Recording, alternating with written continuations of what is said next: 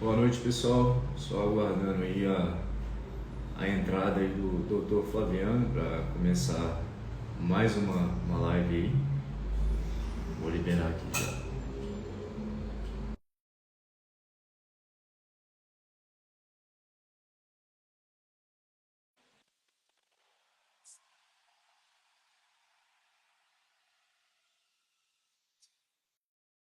Doutor Flaviano, creio que agora foi.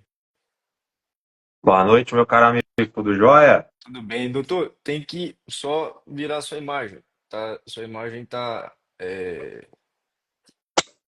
revertida. Isso, isso, agora é perfeito, Perfeito, perfeito. né? Agora sim, beleza. Primeiramente, boa noite, doutor. Um grande prazer aqui conversar com você, né? Ao vivo aqui para o pessoal que entrar na nossa live aqui, né? E fazer parte. É, Obviamente, você já é um amigo de vida, já te conheço de longa data, né? Sei que você é um advogado muito competente em tudo que coloca a mão, certo?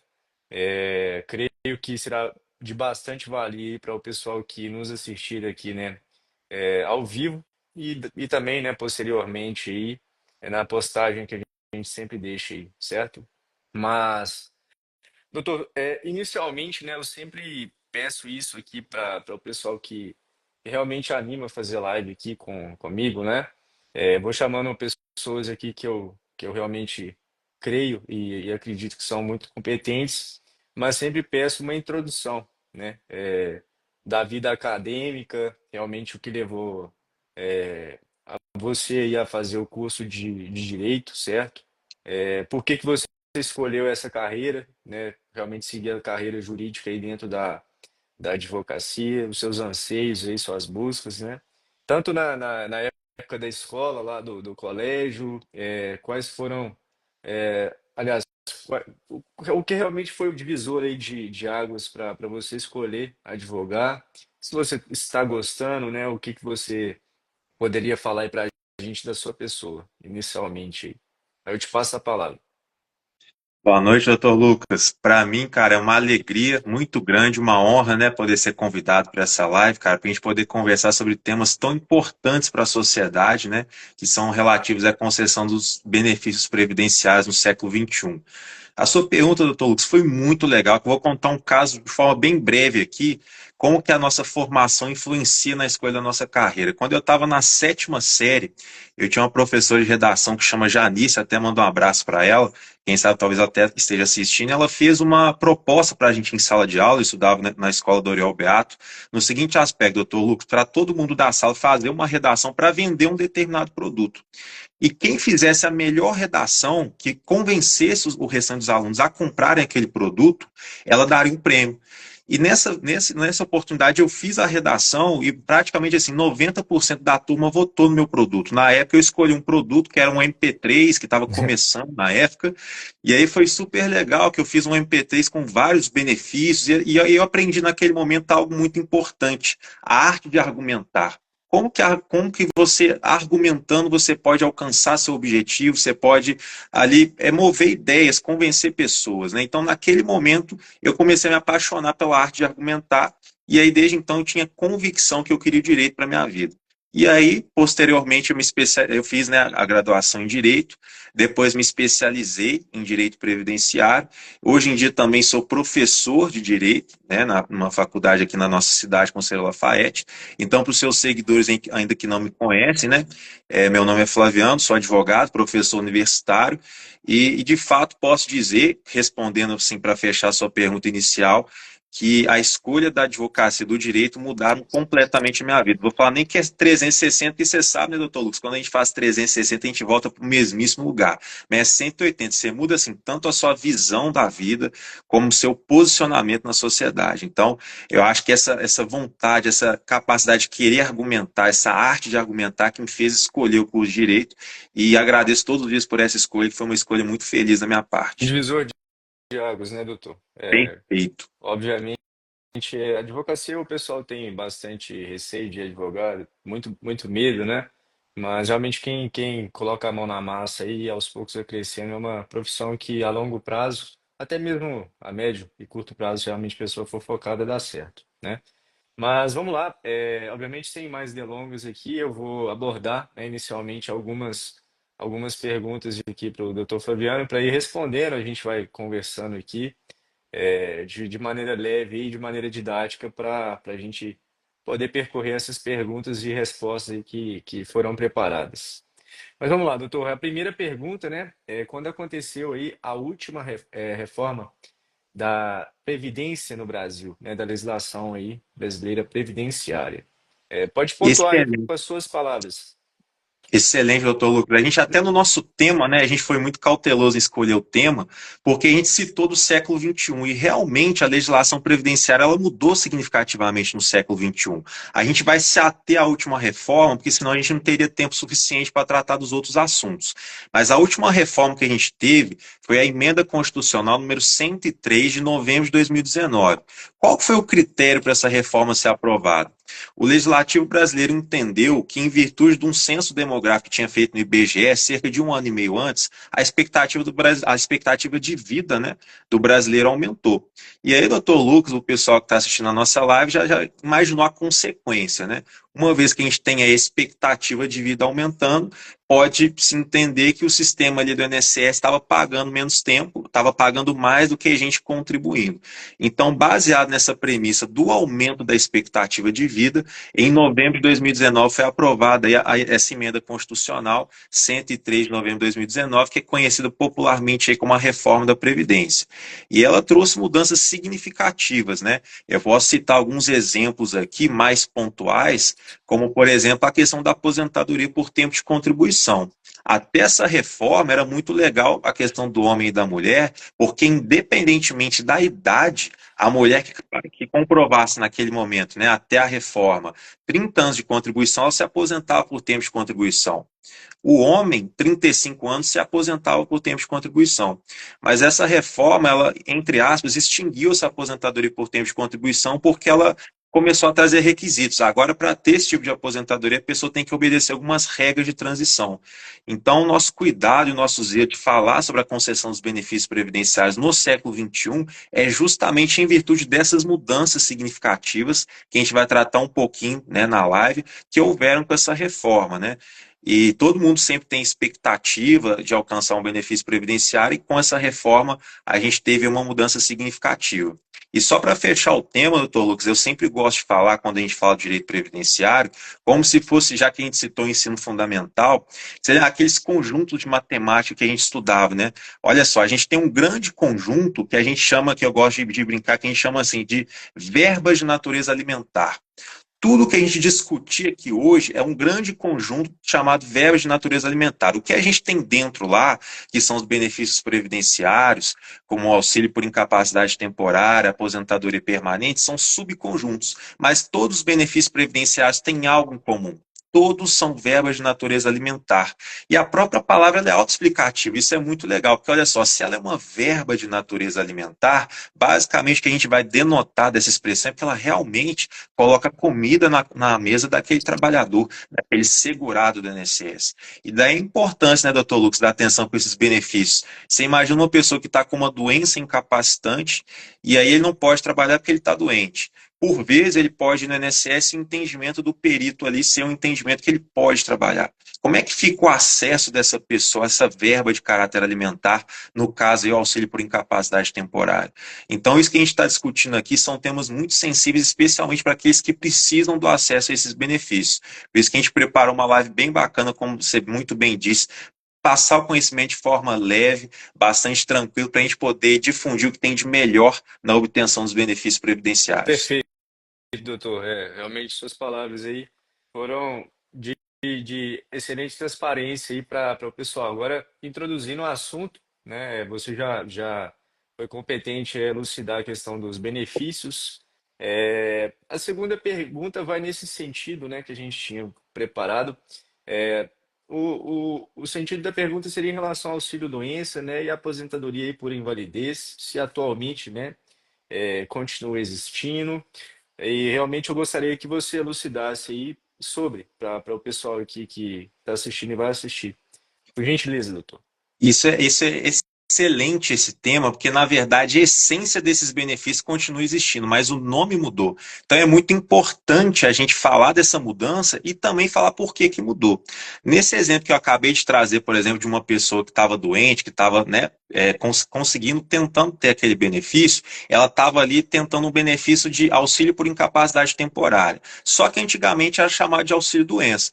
Mas olha só, quando antigamente, por exemplo, uma pessoa, num exemplo hipotético, estava andando de moto e ele cai e ali quebra a perna, fica 6 meses sem poder trabalhar.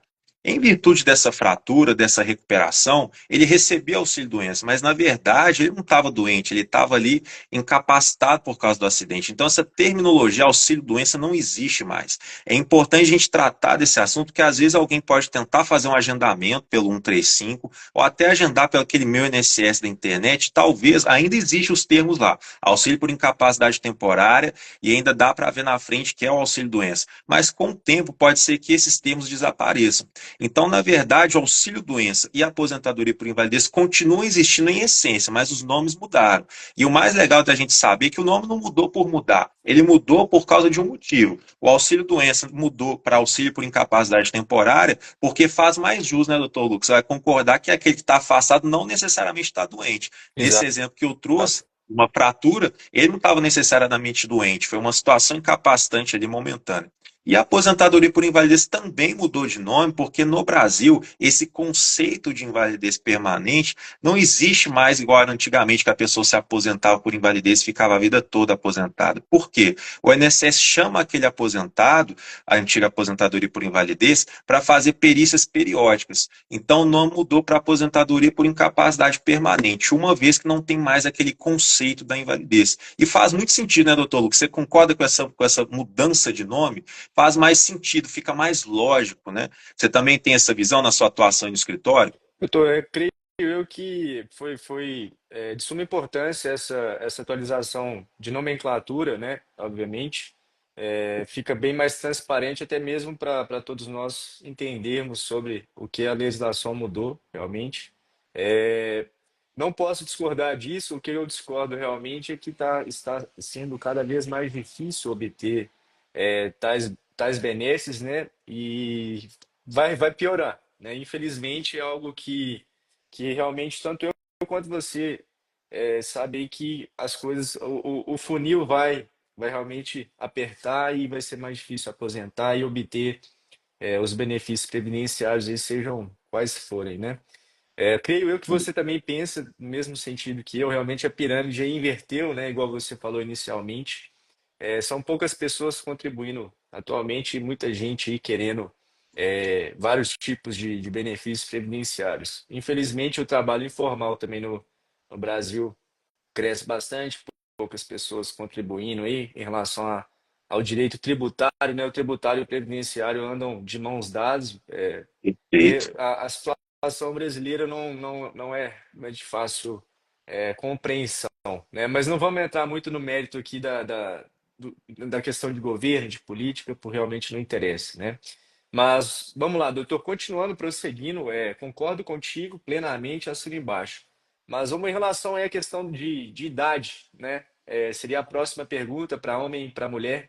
Teve a atualização aí do regime 2024, 2020, 2025, questão de pontuação também. Pontua, por favor, aqui, por gentileza, para o pessoal. É, a questão de idade e também de pontuação nessa transição aí do ano passado para esse ano. O que que você pode aí, atualizar aqui o pessoal, por favor? Excelente, doutor. Só para fechar o último tema, o que sensibiliza a gente, né, com essa dificuldade na obtenção dos benefícios previdenciários é que geralmente as pessoas que estão ali precisando do benefício previdenciário, eu posso dizer, estatisticamente por comprovação pessoal nesses 8 anos aí de advocacia, que são na grande maioria pessoas que estão numa situação de vulnerabilidade mesmo, vulnerabilidade financeira, vulnerabilidade de saúde, né? E essa dificuldade sensibiliza muito a gente, né? Então a gente faz o melhor que a gente tem, né, diante do que gente tem de matéria legislativa para trabalhar. Mas a gente sempre faz o melhor, né, doutor? Claro. E no que tange aos requisitos, olha só, acabei de falar que mudou, né? A aposentadoria por tempo de contribuição, ela deixou de existir, mas com algumas regras de transição. Mas no que tange a pergunta inicial, a primeira parte, no que tange a idade, antigamente o homem se aposentava por idade com 65 anos. E a mulher com 60. Só que teve uma mudança. Olha só, doutor Lucas, com a reforma, o homem manteve a mesma idade, mas aumentou o critério para 20 anos de contribuição. E a mulher mudou a idade, aumentou de 60 para 62, mas manteve os 15 anos de contribuição. É muito bom registrar, é muito importante destacar, em que pese eu esteja falando que teve essa alteração, tanto no caso da mulher como no caso do homem, a gente fala porque realmente houve alteração, mas aquele homem, aquela mulher que fosse aposentar, é sempre bom procurar um profissional qualificado para ver se de fato essa reforma já vai estar valendo para aquela pessoa, né, doutor Lucas? Que a Claro, gente está claro. aqui falando como funciona a reforma. E às vezes a pessoa pode estar assistindo a nossa live, pô, mas mudou para mim. Mas antes da gente caracterizar que de fato mudou ou não mudou para aquela pessoa, é sempre bom fazer um estudo detalhado, um estudo detido do caso concreto, porque cada caso é um caso. Às vezes tem casos, por exemplo, que a gente pode fazer uma averbação de um período rural, a gente pode fazer uma averbação de período estudado em escola técnica profissional. No caso dos homens, aqueles que se viram um tiro de guerra, a gente pode tentar fazer uma averbação desse período. Então a gente está falando muito em tese como funciona, mas não significa que, apesar de a gente estar tratando em tese de como ficou após a reforma da Previdência, que significa que aquele caso vai ser dessa forma para aquela pessoa. É importante trabalhar a legislação da forma como é, mas todos que estão assistindo a nossa live aqui têm que ter essa plena convicção e consciência, que no caso concreto deles, às vezes estudando a individualidade da história de vida, das contribuições, a gente pode achar aí um melhor caminho, uma melhor solução. No que tange às regras de transição, a gente tem algumas regras de transição que podem ser variadas, né? A gente tem regras que a gente soma ponto, a gente soma a idade com a contribuição e totaliza o número de pontos. A gente tem regras de transição também que são só relativas a pontos, que o pessoal falava antigamente do fator previdenciário. E o que mais fica dessas regras é o seguinte: todo ano elas aumentam. Então, a gente tem um patamar hoje, mas ano que vem vai aumentar, já é um ponto a mais do que o do ano passado. E o que mais me chama a atenção, sem tratar detidamente dessas regras, é o que mudou a base de cálculo, né? Porque até novembro de 2019, a gente tinha, para a gente aferir, porque é mais importante, né, doutor Lucas, do que aposentar é saber com quanto. A aposentadoria não é um direito renunciável, né? Então, aquela pessoa que se aposentou, fala, não gostei, eu vou desaposentar para aposentar de novo. Até podia, mas foi julgado inconstitucional. E o que mais me chama a atenção dessa reforma é que até a reforma eram separados 80% das melhores médias daquele benefício, das melhores médias da contribuição daquela pessoa e se fazia uma média geral. Após a reforma é média aritmética geral. Então, fatalmente, na grande maioria dos casos, as pessoas iniciam uma carreira profissional recebendo um valor menor, que é comum mesmo do ser humano, é difícil achar alguém que já começa ali no topo, né? E aí vai evoluindo o salário. Então, até novembro de 2019 era legal, porque pegava 80% das melhores médias. Então, desprezava talvez aquele início, que a pessoa tinha um início mais discreto ali financeiramente. Só que agora, pós-reforma, é média aritmética geral. Então, às vezes, as pessoas costumam ter muito hábito de perguntar: agora eu estou no final da minha carreira, eu posso dar um upgrade, dar um acréscimo aí nas minhas contribuições para ver se eu melhoro meu provento final, que quando a gente se trata de aposentadoria, a terminologia correta do meu salário é provento. A gente fala que, poxa, infelizmente não vai ser possível, porque se a gente, na reta final, vamos pegar um exemplo hipotético aqui de uma pessoa que faltam 2 anos para aposentar, ela começa a recolher no teto, nesses últimos 2 anos, esses 2 anos vão ser diluídos naquelas médias menores. Então a gente tem que ter muita atenção com essa mudança também legislativa no que tange a quantidade, né, o que tange a remuneração do provento final. Atualmente, após a reforma, é média aritmética geral. Excelente, doutor. Deu uma aula aqui, obviamente, sobre. Vamos prosseguir com calma, tá sendo bem claro aí para o pessoal. Alguns advogados aqui, colegas aqui de profissão, amigos, né, entraram e é bom tê-los aqui com a gente. Mas em relação a contribuir aí para a Previdência Social brasileira, certo? A pergunta que você tinha preparado aí com expertise seria se as pessoas teriam direito apenas à benesse, né, o benefício aí da aposentadoria. Eu obviamente já sei a resposta, mas estou curioso aí para escutar aí sua resposta em relação aí a quais seriam os outros direitos dentro da Previdência aí, se você puder definir e detalhar cada um de maneira concreta, claro, aí. Passa a palavra, doutor. Excelente, doutor. Eu sempre gosto de trabalhar os benefícios previdenciários naquele exemplo que eu dei inicialmente da nossa live, fazendo analogia como se fosse um conjunto da matemática. Então, a gente tem um grande conjunto, que é aquela verba de natureza alimentar, que ela protege o ser humano em três situações específicas, na verdade, quatro, que eu posso dizer. A primeira, que todo mundo conhece, é a idade avançada. Né? É a cobertura para aquelas pessoas que já estão com a idade avançada. O segundo é a questão da maternidade, né? Que as mulheres, né, vão ter aí, no caso também de adoção também, os homens podem ter. A questão da reclusão, por isso que eu gosto sempre de tratar essa pergunta, porque o auxílio reclusão, por mais que pareça para alguns como algo muito fácil de entender, as pessoas sabem que existe, mas para outros não sabem, que no caso da reclusão, podem ter direito aí ao benefício previdenciário, a depender do caso concreto. E o quarto seria a questão da incapacidade para o trabalho, seja ela total, que seria a aposentadoria por incapacidade permanente, antiga aposentadoria por invalidez, seja ela parcial, que a gente pode desmembrar no auxílio doença antigo, auxílio por incapacidade temporária, e um outro benefício que a gente vai tratar aí para frente que pouquíssimas pessoas conhecem. Então, para deixar a denominação de cada um que a gente poderia colocar, o primeiro que a gente pode falar é aposentadoria por idade, aposentadoria por tempo de contribuição, salário maternidade, o BPC, né, que é o benefício de prestação continuada, ou LOAS, o auxílio reclusão e auxílio por incapacidade temporária e aposentadoria por incapacidade permanente. Todos esses benefícios estão dentro daquele conjunto inicial, que são verbas de natureza alimentar. Se a gente discutir cada um deles aqui, a gente pode falar que em 90, 95% dos casos, esses benefícios previdenciários, eles colocam na mesa das pessoas, né, a comida para que elas possam sobreviver. E antes de prosseguir para a próxima pergunta, doutor Lucas, até uma coisa que eu não tinha colocado, isso é uma pesquisa em 2022, você tem noção de quantos por cento da população brasileira consegue ter o mesmo padrão de vida de quando trabalhava para quando se aposenta? Deixando a pergunta mais clara. Quantos por cento da população o senhor considera que se aposenta e com aquele provento de aposentadoria consegue manter o mesmo padrão de vida de quando trabalhava? Ah, doutor, creio eu que é abaixo de 20%. Na minha humilde opinião aqui, creio, né? Acredito que seja, mas não sei o valor certo, com exatidão. Mas sei que é um percentual bem baixo, infelizmente, né? Tinha visto uma reportagem, doutor, só para fazer um acréscimo aqui, de uma juíza de direito do TJ de Minas Gerais aqui, né, do nosso estado. Ela recebe em torno aí com todos os benefícios aí, questão de auxílio alimentação, é, entre outras questões, né, que um magistrado aí do TJ de Minas Gerais recebe em torno de R$ 45.000 a 50, certo? Como ela já é uma juíza nova, certo? Quando ela se aposentar, aí ela não vai receber a mesma quantidade de dinheiro. Ela tinha comentado que receberia em torno de 25 mil, ou seja, praticamente 20 mil aí já abaixou para ela. Né? Os magistrados mais antigos, obviamente, aí, se aposentam com praticamente o teto, se eu não me engano, certo?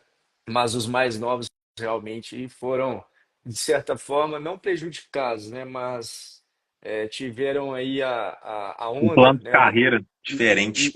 exatamente, para a gente ver como que é a dimensão, né? A consequência dessas reformas e dessas atualizações previdenciárias aí, e também questões tributárias, né? Que a gente não vai entrar no mérito. Mas, doutor, me fala aí por gentileza, obviamente tenho curiosidade de saber qual seria a porcentagem. Doutor Lucas, foi brilhante a sua conclusão, que está exatamente isso. O motivo de eu trazer essa porcentagem é exatamente para a gente entender qual a consequência, né, dessas reformas previdenciárias. E assim, é um dado feito pelo próprio Instituto do INSS, né, que chegou à conclusão que apenas 1% é um dado assustador É para a gente assustador. refletir, né, todo mundo que está aqui tirando seu tempo para ver a nossa live, né, a gente quer agradecer, né, doutor? Você falou que tem vários Claro, claro. colegas aí, tanto do meu Instagram como do seu, que estão prestigiando a gente com o seu tempo e a sua atenção. Então, é um dado para a gente refletir. É sempre bom a gente pensar de forma preventiva. Então, hoje, a gente está aqui em fevereiro de 2025 e apenas 1% da população brasileira se aposenta e consegue manter o mesmo padrão de vida que tinha quando nativo estava. Então, é um dado para a gente refletir e você já antecipou por que eu trouxe ele. Eu queria trazer um pouco da consequência, né, dessas reformas da Previdência. Por isso que eu quis trazer isso para o século XXI. Como vai ser a consequência disso? Como que vai ser quando a gente aposentar, né, doutor Lucas? Qual será a legislação previdenciária que vai estar vigendo à época? Será que não é hora da gente já pensar nisso agora? Então, essa live, além de trazer os conhecimentos teóricos, né, de como a legislação está atualmente, é também para a gente trazer essa reflexão, né? E justamente, doutor Lucas, é um momento da vida que a gente se aposenta, que geralmente o plano de saúde está mais caro. A gente é ser humano, a gente sabe que provavelmente talvez você tenha ali um gasto a mais com medicamento e tudo mais. Então, naquela época da vida, né, em que a gente às vezes está mais gastando, a gente tem aí uma inversão, né, porque a gente está recebendo menos. Então, é o momento da gente pensar, saber. Eu acho que o primeiro passo é saber como está a legislação. Historicamente, aí não, a gente não fala só do Brasil, historicamente, é uma tendência mundial que todas as reformas previdenciárias estão retirando direitos, restringindo direitos. Então, o momento da gente pensar isso é agora, para que a gente possa projetar um futuro com qualidade de vida, né? Afinal de contas, ninguém quer ter um futuro aí passando aperto e chateado. Então, o Com dado certeza. estatístico é um dado real para que a gente possa conversar não só da parte teórica da legislação, mas também do efeito que a gente tem na vida humana, né? Isso é muito importante ser discutido e eu vejo pouco ser discutido. Por isso eu admiro a iniciativa da live, doutor Lucas, para a gente conversar sobre esses temas tão sensíveis, né, que são o direito previdenciário, que abrange desde aí de um bebê recém-nascido, que às vezes pode ter uma situação de saúde que não pode trabalhar, até quem idosos aí que buscam a revisão previdenciária. Então a gente tem um público-alvo de direito previdenciário gigantesco, né, que vai desde a tenra infância até os idosos. É absurdo a imensidão, obviamente, do direito previdenciário e consequência jurídica também que a gente está conversando, tecendo aqui sobre, é bizarro. Realmente é a imensidão disso tudo. Aqui no Brasil, infelizmente, com essa desigualdade também, a gente tem que ter mais atenção ainda, certo? Outra coisa que eu gostaria de comentar aqui também, só ponderar sobre a questão de taxa de natalidade também do Brasil. É, dos anos para cá, né, nos últimos 10 anos, tem caído bastante, creio eu que também vai cair mais. As pessoas estão pensando, obviamente, muito mais em ter famílias aí de 10, 15 filhos. Atualmente é muito difícil você conhecer pessoas da nossa idade aí, entre 20 a 35, 40 anos, que tem, sei lá, 5, 6, 7 filhos, né, igual antigamente. A pirâmide realmente reverteu e a situação vai ficar precária. Infelizmente, a gente sempre critica aí o Estado, né, o governo que está legislando sobre, realmente tentando ponderar e fazer a balança, né, de contribuições, do que realmente sai, do que realmente entra, mas é uma situação bem difícil de administrar, né? Sejamos sinceros aqui, né? O Brasil é um país de âmbito continental, realmente não é fácil. Mas, Perfeito. passando aí para a próxima pergunta, doutor, queria a opinião aí, obviamente, com a sua expertise, para definir realmente aí o auxílio acidente, o que é, né, as consequências, os benefícios, obviamente, dentro desse próprio benefício, né? Fui redundante aqui, mas realmente gostaria de que você elucidasse aí sobre o tema. Doutor Lucas, eu acho o auxílio acidente um dos temas mais fantásticos da legislação previdenciária, porque ele é pouco conhecido. Eu sei que muita gente sabe da sua existência, mas para quem não sabe, às vezes pode estar uma pessoa aí perdendo muito dinheiro. Olha só, num caso que uma pessoa, o próprio nome diz, o que eu acho legal da legislação previdenciária, isso os nomes são autoexplicativos, auxílio acidente. Aquela pessoa que é segurada no INSS, ou seja, ela paga o INSS, ela é funcionária, tem aquele recolhimento, aquele desconto ali do INSS mensalmente. Se ela sofrer um acidente e aquele acidente se deixar sequelas, ou seja, nesse exemplo que eu estou dando aqui, o acidente deixou sequela, mas ela pode trabalhar. Então, naquele exemplo que eu citei no início da live, uma pessoa caiu de moto, ficou 6 meses para recuperar. Então, ela recebia antigamente o auxílio-doença, mas a gente viu durante a live que agora ela recebe auxílio por incapacidade temporária. Só que aí acabou os 6 meses, ela voltou para trabalhar, mas ela ficou com uma sequela. Agora ela manca. Ela não mancava antes. E aí, o que o legislador previdenciário fez para esses casos de acidente? O legislador previdenciário entende entendeu quando fez esse artigo aqui do auxílio acidente, que aquela pessoa que tem o recolhimento para o INSS, se ela tem um acidente e deixa uma sequela, ela não concorre mais no mercado de trabalho em iguais condições com uma pessoa que não tem aquela sequela. Então, se colocasse essa pessoa hipotética do acidente de moto para concorrer a uma determinada vaga com uma pessoa que, em tese, não está ali naquela condição daquela sequela que está mancando, aquela outra pessoa que não tem essa sequela tem mais chance de ter aquela vaga do trabalho preenchida. Ou seja, a gente está ali perante uma concorrência um pouco desleal. Então, o que o legislador previdenciário fez para proteger quem teve essa sequela desse acidente? Criou o auxílio acidente. Então, aquelas pessoas que tiveram um acidente e ficaram uma sequela após o auxílio doença, antigo, atual, auxílio por incapacidade temporária, vão ter direito a receber durante toda a sua vida metade, e é muito importante que eu estou frisando agora, essa questão da metade do valor que recebia à época durante toda a sua vida. E só vai ser cortado quando aquela pessoa se aposentar. E ela vai poder receber metade do valor que ela recebia à época e ainda continuar trabalhando. Então, eu acho muito inteligente o conceito do auxílio acidente, porque ele, de certa forma, indeniza pelo fato daquela pessoa estar com aquela sequela e também não exclui ela do mercado de trabalho. Então, ela vai poder trabalhar normalmente e ainda vai receber metade do valor que ela recebia à época.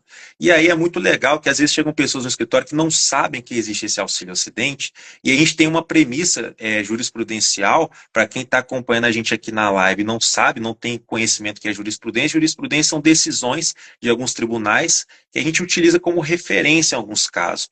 E a jurisprudência é quase pacífica que o INSS ele tem o dever, como dito aí na instrução normativa 77, de ofertar para o segurado o melhor benefício que ele tem direito. Às vezes o segurado não sabe que ele tem direito ao auxílio acidente, mas o perito do INSS e o atendente do INSS tem que saber. Então, se o perito do INSS sabe que aquela pessoa que sofreu um acidente está sendo liberado ali do auxílio por incapacidade temporária, ele tinha que oportunizar para aquela pessoa já receber o auxílio acidente ou então para fazer o requerimento. E como o INSS assim não faz, judicialmente a gente tem conseguido implantar, quando se caracteriza ali os requisitos para receber o auxílio acidente, que a pessoa receba o auxílio acidente dali para frente e mais até os últimos 5 anos para trás. Porque às vezes a pessoa sofreu o acidente, recebeu o auxílio doença na época atual, auxílio por incapacidade temporária, e veio a saber só 7 anos depois que tinha direito ao auxílio acidente. Então, assim, pela lógica, ele teria direito aos 7 anos. Só que a gente sabe que no direito existe o instituto da prescrição.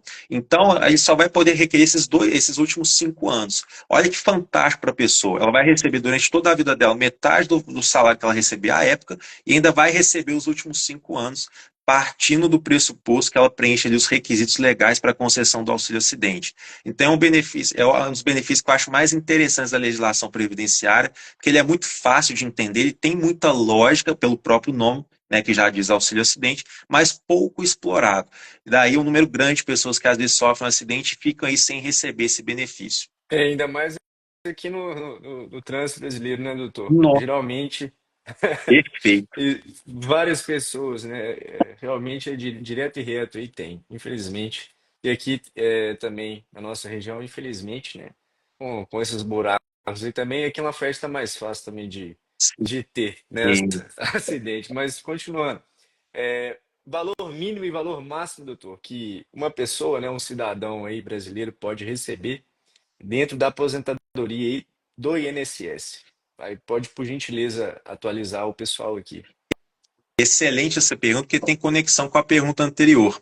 Muita gente vai achar, para responder essa pergunta, que o valor mínimo que uma pessoa pode receber do INSS é um salário mínimo, porque está na Constituição, né, que é resguardado o salário mínimo legal, mas tem uma exceção. A exceção é justamente o auxílio acidente. Olha só, nesse exemplo que eu dei, se a pessoa recebe, vai ter direito a receber ali um benefício previdenciário de metade do que ela recebia na época, e o auxílio acidente é metade do que a pessoa recebia, o auxílio acidente é uma exceção, porque a pessoa vai poder receber metade do salário mínimo. O salário mínimo hoje é 1.518, então o que a gente pode definir como o menor valor pago pela Previdência Social em 2025 seria de R$ 759. Por quê? É metade salário mínimo legal que é pago para os casos de auxílio acidente. Então, é uma pegadinha, eu até com os alunos eu gosto de falar isso, porque se perguntar, né, doutor Luz, qual que é o menor valor que a Previdência paga? Talvez grande parte vão direcionar para o salário mínimo, porque está na Constituição que na aposentadoria tem que ser resguardado o mínimo legal. Mas o auxílio acidente é uma exceção constitucional. Então, o menor valor é 759 e o teto da Previdência em 2025 é de R$ 8.157,41. Então, a gente está discutindo aqui, pessoal, o regime geral de previdência social. O doutor Lucas trouxe um exemplo brilhante aqui para contribuir com a nossa live. O exemplo dos magistrados, por exemplo. Por que a gente está citando os magistrados? Porque eles têm a LOMAN, que é uma lei orgânica da magistratura, que a aposentadoria é um pouco diferente, é o regime próprio. Esse R$ 8.157,41, pessoal, é para quem é filiado, para quem paga aquele INSS do regime geral. Então, não são aquelas pessoas que têm um cargo específico, alguns concursos públicos, que a gente chama, por exemplo, de regime próprio. Então, nesse regime geral, que é o mais usual, que as pessoas contribuem para o INSS, o menor valor pago em 2025 é de R$ 759, que é metade do salário mínimo vigente que é pago no caso de auxílio acidente, e o maior é de R$ 8.157,41. E aí é claro que cada pessoa que está assistindo a nossa live aqui, cada um tem uma profissão, cada um tem um histórico, e aí fica a reflexão para cada um, né? Desse valor mínimo e desse valor máximo, né? Se é suficiente ou não para manter o seu padrão de vida que já foi construído. Mas hoje o máximo que uma pessoa pode receber em 2025 é R$ 8.157,41. E, doutor, a porcentagem de pessoas que estão recebendo o teto aí do INSS, sabe informar mais ou menos ou não? Tem Excelente. algum atualização de algum estudo aí do próprio INSS, né, ou algum órgão de pesquisa? Você sabe dizer por alto ou não? Excelente pergunta, doutor Lucas, porque eu acho que toda vez que a gente traz dados estatísticos, a gente É puxa a nossa live interessante, para a realidade, né? é É interessante. muito bacana a gente basear. Eu queria trazer uma experiência minha. Eu tenho 8 anos na advocacia e eu já peguei 3 casos de pessoas que contribuíram a vida toda no teto. Vocês imaginam a pessoa contribuir a vida toda no teto e não se aposentaram no teto. Qual que é a explicação disso? Mesmo a pessoa contribuindo a vida toda no teto, após a reforma da Previdência, pessoal, quanto mais novo se aposenta, menos você recebe. Então, tem uma fórmulazinha lá que é o seguinte: todo mundo, quando tem o requisito mínimo para se aposentar, vai aposentar com 60% que tem direito. E a cada ano que passar mais do mínimo, aumenta 2%. Então, mesmo que a pessoa tenha a vida toda no regime geral aqui contribuindo para o teto, é muito difícil ela se aposentar no teto. Infelizmente, o INSS não tem dados estatísticos sobre isso, pelo menos até então não existem. Mas nesses 8 anos de advocacia, esses casos que eu peguei de pessoas que contribuíram a vida toda no teto, nem elas conseguiram. Porque quando elas chegam ali no mínimo legal, elas já querem aposentar para pelo menos parar de contribuir. Então elas deixam de contribuir, já conta aquela contribuição como uma economia. E elas começam a receber. E a explicação do porquê que elas não recebem o teto máximo é porque, pela legislação vigente previdenciária no Brasil, quanto mais novo se aposenta, menos se recebe. E a grande maioria dessas pessoas, às vezes, não querem esperar atingir aquela pontuação ali para ter 100% dos seus rendimentos. Então, não tem dados estatísticos atuais sobre essa situação. Acredito mesmo porque ela seja uma situação mínima, e eu, particularmente, nunca vi. Eu já vi valores próximos, mas 100% do teto eu nunca vi, justamente por causa disso, por causa dessa que o pessoal chama aí de fator previdenciário disfarçado. Eles criaram esses mecanismos, né, para que dificultar de fato é que a pessoa se aposente no teto. Doutor, outra ponderação que você fez aqui, que é de suma importância, né, é da reflexão, né, de todos nós aqui, o pessoal que está assistindo, vai assistir ainda, como podemos receber realmente valores aí que são condizentes quando você realmente estava na atividade do seu labor, né? Isso é muito difícil, questão de medicamento, como você falou, hospital, cuidados, né? Tem pessoas aí que ficam com doenças realmente que tem que ficar de cama. Aí entra a questão, obviamente, de investimentos, né? Sei que você já me contou aqui, estou contando aqui para o pessoal. O Flaviano, o doutor Flaviano, é um grande estudioso aí de investimentos, né? Obviamente no setor imobiliário, ações, entre outras questões, né? Só antes de passar para a próxima pergunta, doutor, em relação à previdência privada, né? Você é um advogado. Eu quero a opinião de advogado e também de pessoa física, tá? Você é em prol investimentos no âmbito aí da previdência privada em paralelo com o público, sim ou não? Muito legal essa pergunta, doutor Lucas. E eu comecei justamente a investir nesse segmento de ações, fundos imobiliários, justamente vendo essas pessoas se aposentarem. Porque olha só, a gente vive uma região mineradora, né? Muitas usinas. E essas pessoas, quando trabalham lá, elas costumam ter salários muito bons, sabe, doutor Lucas? Só que além do salário bom, elas têm participação em lucros e resultados, elas têm, na grande maioria, plano de saúde praticamente 100% bancado pela empresa, vale alimentação. Então, assim, ela tem um padrão de vida X. E quando aposenta, aquele salário costuma variar, às vezes, para um terço do que ele recebia. E todos esses benefícios que eu acabei de dizer, na grande maioria, não existem mais. No melhor cenário, ainda fica o plano de saúde ainda subsidiado pela própria parte. Então, assim, é um susto muito grande para a pessoa. Então, vendo isso Exato. acontecer, eu comecei a investir nesse segmento privado. Só que é uma questão, assim, que existem vários caminhos para chegar no mesmo objetivo. Eu vejo muito sentido de fazer esse investimento, tanto em previdência privada, ações e fundos imobiliários, justamente pensando a longo prazo. A gente não sabe como vai estar o INSS e tudo mais, mas eu vejo que é uma alternativa para que a gente não fique só num segmento. O INSS hoje em dia ele é encarado pelas reformas constantes que a gente está tendo como um básico, né? A gente não pode contar que ele vai manter o mesmo padrão pelos fatos que a gente está discutindo durante toda a nossa live. Ele, via de regra, não consegue manter o mesmo padrão que a pessoa tinha na ativa. Então, eu acho muito prudente, muito interessante a pessoa pensar e estudar outras alternativas, seja ela previdência privada, investimento em imóveis, fundos imobiliários, ações, no sentido de ampliar a cabeça. Eu acho que a gente tem que pensar fora da caixa. Tempos difíceis, doutor Lucas, existem soluções fáceis, né? E hoje em dia o acesso à informação ele é gigantesco. Uma pessoa que quer estudar um investimento X, Y, Z, ela pode comprar cursos, ela pode ver, às vezes, vídeos no YouTube de referência. Então Claro. é algo muito legal que você está trazendo para essa live, que é pensar fora da caixa. Não adianta a gente falar assim, ó, o sistema previdenciário está cada vez pior. Mas quais são as alternativas que a gente pode fazer de concreto? O primeiro passo concreto é entender como está funcionando atualmente. O segundo passo é continuar mantendo essa atualização, porque muda muito. E o terceiro, o que fazer diante dessas informações? Eu vou ficar com essas informações guardadas para mim, esperar a idade avançada Exato. chegar, eu vou tentar fazer um novo futuro agora. Então, o que é fantástico que você está trazendo para os nossos seguidores aqui, doutor Lucas, tanto o seu, do seu escritório, como os meus, é uma live diferente. A gente não está discutindo aqui só a questão técnica da lei. Alternativos, exemplos concretos. Eu estou citando para vocês aqui, depois de ver muitos exemplos concretos de insatisfação das pessoas se aposentando, me estimulou, me deu esse gatilho. Eu não quero que isso aconteça comigo. Então, a gente tem que construir o nosso futuro agora. Você enxerga o mundo, obviamente, com clareza e percebe realmente que você tem que ir buscar outros meios aí de renda, realmente, senão não tem como, cara. Infelizmente, uma pessoa que ganhava X depois receber muito menos da metade, a pessoa não vai ficar satisfeita e possivelmente vai ter que pedir ajuda para familiares, realmente entra numa depressão e Perfeito. vai para pior, Isso realmente. acontece na prática, esse resumo que o senhor fez, acontece na É, prática. eu já tive contato com pessoas realmente que ficaram bastante tristes, né? Obviamente, quando você dá uma notícia nesse sentido, a pessoa realmente leva um baque, né?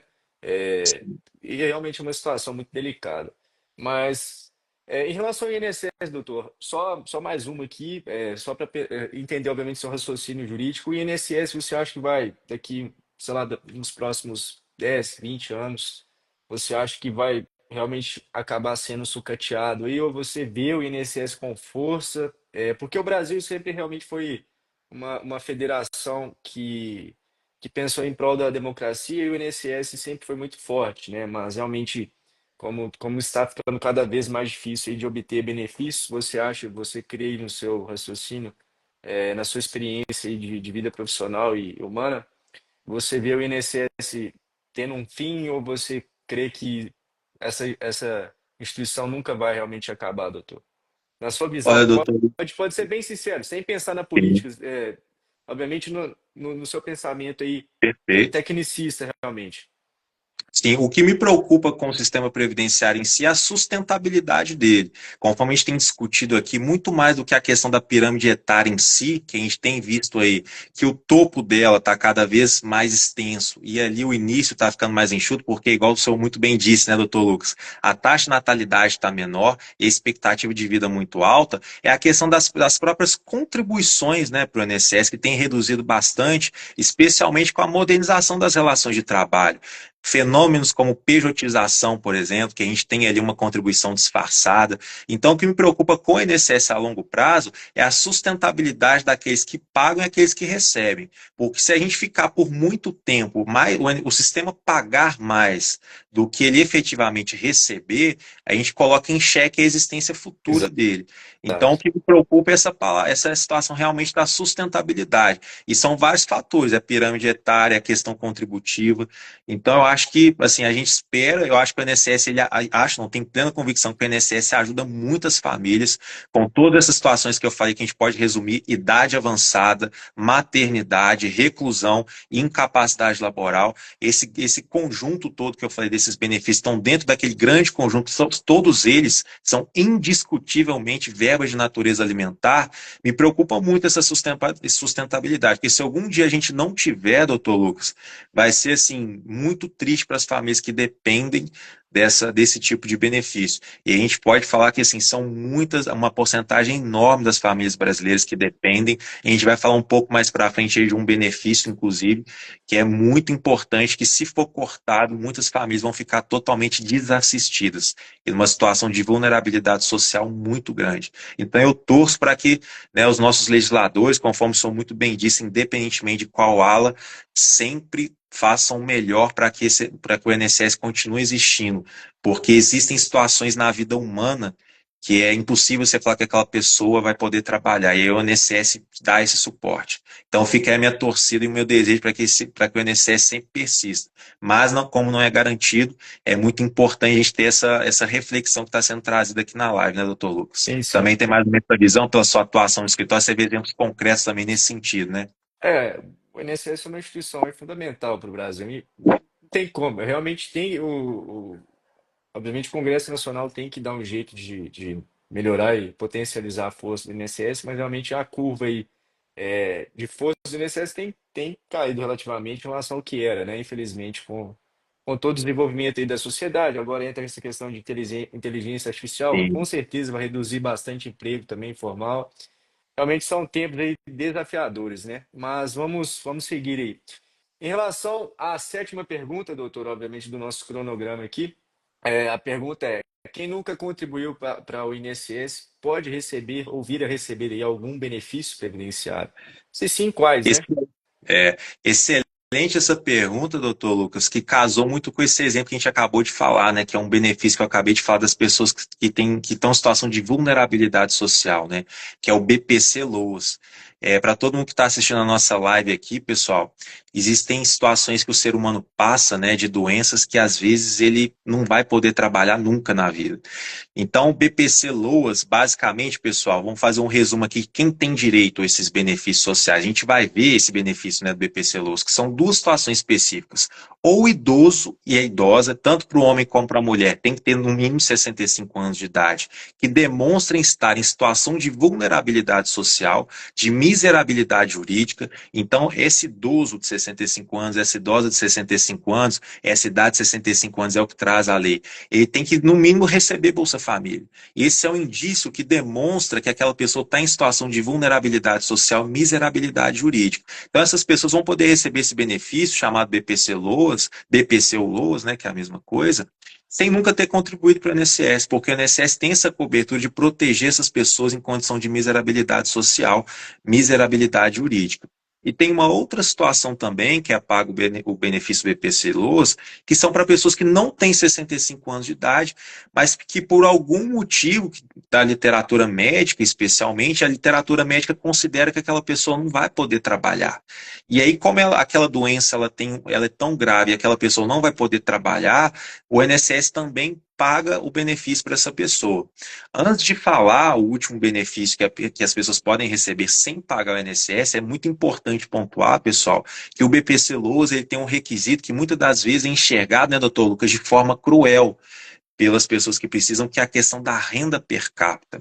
Infelizmente, pessoal, não basta só aquele idoso ter 65 anos, aquela idosa ter 65 anos, e não basta só aquela pessoa, às vezes, ter uma doença que é considerada gravíssima pela literatura médica e não poder trabalhar. Tem um requisito da renda per capita da família, e esse requisito, muitas das vezes, pessoal, infelizmente afasta esse direito daquela pessoa que precisa, que esse requisito traz o seguinte aspecto: a renda da família. Quando a gente pega a renda de todas as pessoas que moram no mesmo núcleo familiar e divide, eu vou trazer um exemplo concreto, né, para a gente entender melhor, mas a gente pega a renda daquele núcleo familiar, vamos supor que são 4 pessoas, a gente soma a renda de toda aquela família, essas 4 pessoas, e dividem por 4, se aquela renda superar 1/3 do salário mínimo, pessoal, infelizmente, pela legislação vigente, aquela pessoa não vai ter direito ao benefício BPC Loas. Então, esse é um outro requisito que traz a lei, além desse requisito etário de 65 anos e o requisito da literatura médica, né, ser aí uma patologia incapacitante, tem a questão da renda per capita. Então, o que a gente tem feito em situações que, apesar de superar um pouco 1/3 do salário mínimo, a gente vê que a pessoa precisa do benefício previdenciário, a gente tem judicializado. A gente tem conseguido, né, doutor Lucas, você deve ter visto também aí no seu escritório, uma relativização dessa interpretação legal, dessa lei, através de jurisprudências. Porque às vezes a gente tem ali um núcleo familiar e que a gente soma a renda de cada um daqueles 4 lá e supera, quando a gente divide por 4, supera 1/3 do salário mínimo.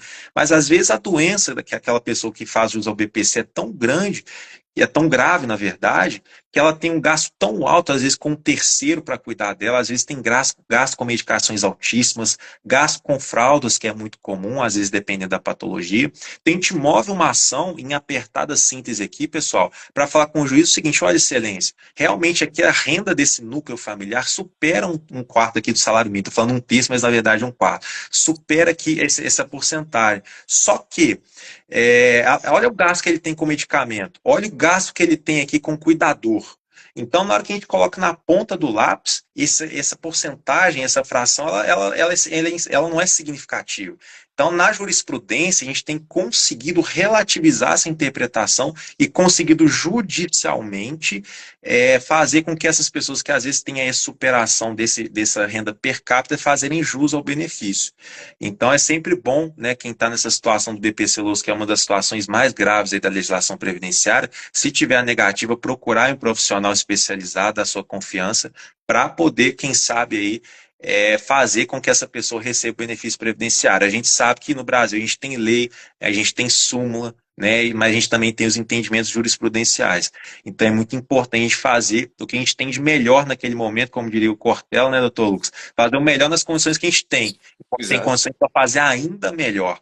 Então é muito importante a gente poder trabalhar dessa forma, fazendo o melhor que o nosso cliente precisa, que afinal de contas, pessoal, tudo que a gente está falando aqui vai estar naquele conjunto que eu falei no início da live. Tudo é verba de natureza alimentar. É através dessas verbas que aquela pessoa do benefício, que faz jus ao benefício, né, BPC Loas, que ela vai colocar comida em casa, que ela vai colocar aí, vai ter acesso a uma medicação. Então, esse é um benefício que não precisa de pagar o INSS, e o outro que a gente vai tratar um pouquinho mais à frente também, que é o benefício dos trabalhadores rurais, né, doutor Lucas? Eles Sim, não sim. precisam obrigatoriamente pagar aí o INSS para ter direito aos benefícios previdenciários. E eu vou explicar mais à frente aí por que eles não precisam. Show de bola, doutor. Excelente. Só ponderando, já puxando, né? Você fez um raciocínio jurídico aí bacana em relação à questão de moléstias graves aí. Vamos para a nona pergunta, né? A aposentadoria aí pode ter os seus valores aumentados ou não em virtude aí de moléstia grave do aposentado, mesmo após a concessão aí da aposentadoria. Aí eu gostaria da sua Isso é explicação. Doutor Lucas, excelente, porque pouca gente também sabe disso, igual auxílio acidente, porque eu vejo lá no escritório. Olha só, aquela pessoa que se aposenta, e aí a aposentadoria tem que ser a antiga aposentadoria por invalidez ou a atual aposentadoria por incapacidade permanente, ela se aposentou por uma condição de saúde. Então ela está aposentada porque a patologia dela é tão grave que o INSS entendeu que ela não pode trabalhar mais. Só que acontece, doutor Lucas, que às vezes, como essa patologia é grave, ela pode piorar. E pode ser que aquela pessoa que se aposentou por incapacidade permanente, ela fique dependente do cuidado de terceiros. Se isso acontecer, então a premissa é: o aposentado por incapacidade permanente, antiga aposentadoria por invalidez, após a aposentadoria, a doença piora e ele passa a depender de cuidar de terceiros, existe uma majoração de direito previdenciário que chama majoração de 25%. Ele vai poder ter a sua aposentadoria aumentada em 25%. É algo que poucas pessoas sabem, muitas pessoas ficam revoltadas, entre aspas, porque só é aplicável atualmente para quem se aposenta por invalidez, atual aposentadoria por incapacidade permanente. Eu também penso dessa forma. Eu acho que deveria ser também para quem se aposentou de forma normal. Afinal de contas, a aposentadoria é para manter o padrão de vida. A pessoa teve ali uma situação de moléstia grave, a gente entende que também deveria ser a majoração para eles também. Mas a legislação atual, a majoração é só para quem se aposentou por incapacidade permanente. O que a gente tem são discussões aí nos tribunais para pedir uma interpretação análoga. Né? Ah, se o aposentado por incapacidade permanente tem direito à majoração de 25%, por que o aposentado por tempo de contribuição, aposentado por idade, não tem? Mas a jurisprudência, que a gente falou que são entendimentos dos tribunais, ela é minoritária no sentido dessa interpretação análoga. Então, para receber essa majoração, ela é possível responder na pergunta, e os requisitos são a aposentadoria por incapacidade permanente e que aquele avanço da doença, ela resulte num cuidado permanente de terceiros. Então, se a pessoa provar perante o INSS, provar perante a Justiça que ela atualmente ela depende de terceiros, ela vai ter deferido a majoração desses 25% no seu provento de aposentadoria. Perfeito, doutor, perfeito. Vamos lá, para uma das últimas aqui, perguntas, né? Em relação a viúvo ou viúva pensionista, né? Pode se aposentar, sim ou não? E se sim, explica por gentileza aí para o pessoal. Essa pergunta é muito bacana, doutor Lucas, porque quando teve a reforma da Previdência, muita gente pergunta assim, mas eu já recebo a pensão por morte, né? Aquela viúva que recebe a pensão por morte, ele vai poder se aposentar? E teve uma mudança que, assim, tanto antes da reforma como depois da reforma, pode acumular, né? O grande sentido dessa pergunta é a acumulação. Exato. Só que antes da reforma, acumulava 100% em cada. Agora, após a reforma, pode acumular. Mas se um desses proventos, seja da pensão por morte, ou seja da aposentadoria, superar um salário mínimo, pode ser que a gente tenha um decréscimo em cada uma delas, que superar o salário mínimo, para a gente poder acumular esses dois benefícios. Então, o que tem causado grande susto nas pessoas é que, como foi muito impactante a reforma da Previdência, ela veio para ceifar muitos direitos, tem muito mito na internet, muita fake news mesmo, que quem já recebe pensão por morte não poderia se aposentar. Na verdade, pode acumular sim os dois benefícios. O que vai acontecer é que você não vai acumular de forma integral se um desses dois proventos superar o salário mínimo. Perfeito, doutor. É, vocês estão vendo aqui, né, pessoal, que o doutor Flaviano tem autoridade para poder falar no assunto.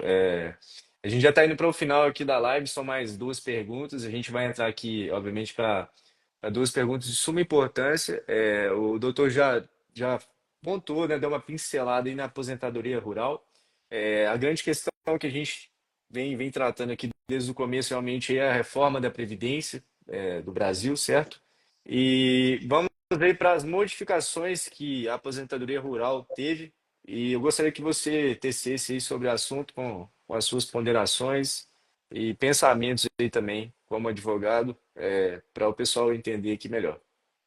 Então, excelente, doutor. Os aposentados rurais, eles têm cada vez mais desafios para se aposentar, porque a legislação ficou mais rigorosa para eles. No que tange a reforma da Previdência, não mudou os critérios, né? Porque continuaram os critérios antigos. A mulher, 55 anos, mais 15 anos de atividade rural, e o homem, 60 anos, mais 15 anos de atividade rural. Então, permaneceu-se as condições anteriores, né, à reforma da Previdência. O que tem modificado bastante, já antes da reforma da Previdência tinha acontecido, é os requisitos para provar essa atividade rural. Eu posso falar com propriedade que tem vários seguidores, o doutor Lucas aí é bastante influente nas redes sociais, né, doutor Lucas? Então, eu acredito que você tem aí seguidores de todos os lugares do Brasil, né? Que eu sei que seu escritório atende aí vários lugares do Brasil, então talvez tem pessoas que não saibam exatamente, mas aqui em Conselho Lafayette a gente tem um sindicato dos trabalhadores rurais. E eu tenho a Exato. honra de acompanhar o sindicato aqui dos trabalhadores rurais desde 2018. E eu vi que, assim, de 2018 para 2025 já teve uma mudança mudança significativa. Olha só, os trabalhadores rurais eles não têm que pagar o INSS. Qual que é a explicação de não ter que pagar o INSS? O legislador previdenciário pensou o seguinte: o trabalhador rural, às vezes, ele não tem uma garantia. Às vezes ele planta, mas ele não sabe se ele vai colher, porque pode vir uma tempestade, às vezes as condições ambientais não vão permitir que ele faça aquela colheita. Então, o legislador previdenciário entendeu que o trabalhador rural ele tem uma condição desproporcional com o trabalhador urbano. Então, o que vale hoje é que o trabalhador rural tem acesso a todos os benefícios previdenciários, como auxílio por incapacidade permanente, auxílio por incapacidade temporária, salário maternidade, todos os benefícios, mas não tem que pagar o INSS por causa dessa situação de vulnerabilidade que o legislador previdenciário entendeu. Nada mais justo, Ocorre que né, doutor? Nada mais justo, certo? nada mais justo. Sem dúvidas, é um setor que movimenta a nossa economia desde muito tempo, né? A gente não seria nada sem os trabalhadores rurais colocando comida na nossa mesa, né? Fazendo aquela produção. E é muito justo, sim. O que tem acontecido, doutor Lucas, é que, assim, quando o homem faz 60 anos, trabalhador rural, e a mulher faz 15 anos, a trabalhadora rural, ela tem que provar os últimos 15 anos de atividade ininterrupta na área rural. Só que acontece muito, às vezes, trabalhador rural, doutor Lucas, tem dificuldade no seguinte aspecto: a vida rural não é fácil. Então, naquele período de entre safra, às vezes aquela família está passando ali por um aperto, às vezes até de colocar comida em casa, é muito comum um trabalhador rural da região fazer um serviço isolado, às vezes no hotel fazenda, ou fazer um serviço ali, ficha uma carteira, às vezes fichar é um termo popular, mas assina carteira numa prefeitura para roçar um lote. E para a legislação previdenciária, para o INSS, isso é interpretado como se o trabalhador rural agora fosse um trabalhador urbano. Então, hoje em dia também com essa questão das máquinas na atividade rural, o trabalhador rural tem tido um pouquinho de dificuldade, sabe, de fazer essa prova de que ele é efetivamente trabalhador rural. Mas, em suma, tanto para a questão da aposentadoria por idade, né, que o trabalhador rural é por idade, como os benefícios de auxílio por incapacidade temporária e permanente, o trabalhador rural tem que provar que ele vive única e exclusivamente da roça. Uma vez que isso fique provado, tanto com prova documental e às vezes com prova testemunhal, se for o caso, a gente consegue o benefício para eles. A gente está com o tempo aí, doutor Lucas, só para eu aproveitar esse inciso para falar Pode, um pode. pouquinho da Claro. judicialização. É bastante legal, né, que a gente está falando um pouquinho dos benefícios previdenciários, e como, tanto eu como o doutor Lucas, como advogados, pessoal, na nossa região aqui, quem Conselho Lafayette, a gente não tem justiça federal. E se a gente for seguir a literatura do direito, as ações contra o INSS têm que ser movidas na Justiça Federal. Só que Exato. como que a gente faz aqui, pessoal, que não tem Justiça Federal? A gente tem uma permissividade constitucional que na Constituição fala que naqueles locais que não tem Justiça Federal, a gente pode mover a ação na Justiça Estadual. A Justiça Estadual seria os TJs, né? Aqui a gente tem o TJMG, em outros estados a gente vai ter os TJs dos respectivos estados. Então, aqui em Conselho Lafayette, por exemplo, vamos pensar, isso eu falo para trabalhador rural e qualquer outra pessoa que queira discutir algum benefício previdenciário. A gente pode mover essa ação tanto no TJMG, né, que é o nosso fórum aqui da cidade, como na Justiça Federal. A única situação diferente que vai acontecer é que, se precisar de recorrer, vamos supor que a gente moveu a ação aqui na Justiça Estadual de Lafayette, e a gente vai precisar de recorrer daquela decisão, e de qualquer jeito vai para a Justiça Federal. Mas eu quis fazer essa conexão, porque na grande maioria das vezes, doutor Lucas, as ações de aposentadoria rural, elas estão indo para o judiciário, porque hoje em dia o INSS não houve mais testemunho. Então, o trabalhador rural leva a documentação, o servidor do INSS ficou em dúvida, não tem mais, antigamente a gente tinha a justificação administrativa, ela não existe mais. Então, o servidor do INSS só tem a análise a documentos. Então, na grande maioria das vezes, os trabalhadores rurais que eu acompanho no sindicato, né, os trabalhadores rurais têm tido seus benefícios indeferidos, e aí vai caber ao advogado a escolha ali do melhor caminho, né, se é a Justiça Federal, se é a Justiça Estadual. No direito é bem legal, né, doutor Lucas, que a verdade não tem dono, é questão de estratégia. Cada um vai ver o caso concreto e elaborar a melhor estratégia para atender o interesse dos seus clientes. Mas é bastante importante também a gente falar um pouquinho dessa judicialização, tanto para o trabalhador rural quanto para os outros, né, aqueles que precisarem de mover uma ação contra o INSS vão poder fazê-la, né, tanto na Justiça Federal como na Justiça Estadual. E só para fechar o tema, aqui na nossa região a gente tem Justiça Federal em São João del Rei, Viçosa, por exemplo, mas na nossa região aqui de Conselho Lafayette não tem, aí a gente pertence a Belo Horizonte. É, o TRF6 aí, infelizmente, né, doutor? Tá É, com escassez de servidores aí, até mesmo de juiz, realmente é muito difícil, né? Muito. Você pontuou algo que é super interessante para os advogados que aqui estão, né? Sobre a questão dessa possibilidade do TJMG, Justiça Estadual, e do TRF6, a Justiça Federal. Infelizmente, né, a celeridade processual aí do TRF6, né, Justiça Federal, é muito precária, é lento realmente e, de certa forma, prejudica aí o cliente, né? É o que você falou sobre estratégia, realmente isso é de suma importância aqui para elucidação e conhecimento de todos, né? TJ de Minas realmente anda muito mais rápido e, obviamente, aqui, por exemplo, você conhece, o advogado conhecido da região, despacha com o juiz e, obviamente, é muito mais rápido e proveitoso para o cliente, né, doutor? Só mais uma ponderação sobre a questão do servidor aí do INSS, certo? Que analisa questão de prova documental. Infelizmente ou felizmente, né? Isso vai do pensamento e raciocínio de cada um aqui. Tem vários robôs aí que analisam É. várias questões de benefícios previdenciários e o trabalho humano realmente personalizado, né? Está acabando em relação aí a essa análise. Realmente é uma situação mais complicada. Em relação aos ruralistas aí, é o forte realmente, né, doutor? Creio eu, né?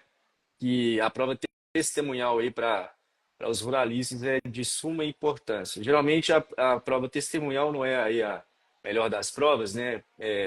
Advogado realmente gosta de prova documental, certo? É, mas é o que a gente tem, né? Só pontuando uma coisa aqui, pessoal, se tiver com barulho aqui, tá o caminhão aqui da Alegria aqui em Conselheiro Lafayette voltou.